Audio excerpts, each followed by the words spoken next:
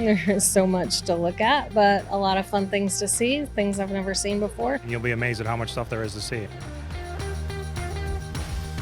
More than 16,000 industry professionals got to get hands-on at the biggest utility expo ever. I mean, they got everything.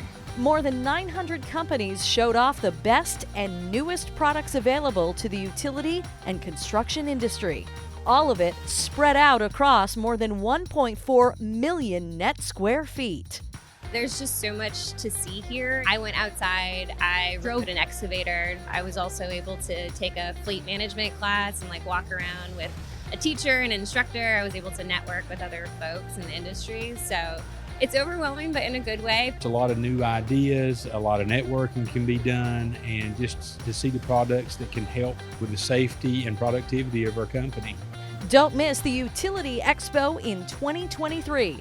We'll be back in Louisville September 26th through 28th, 2023. Keep up to date on the show at theutilityexpo.com.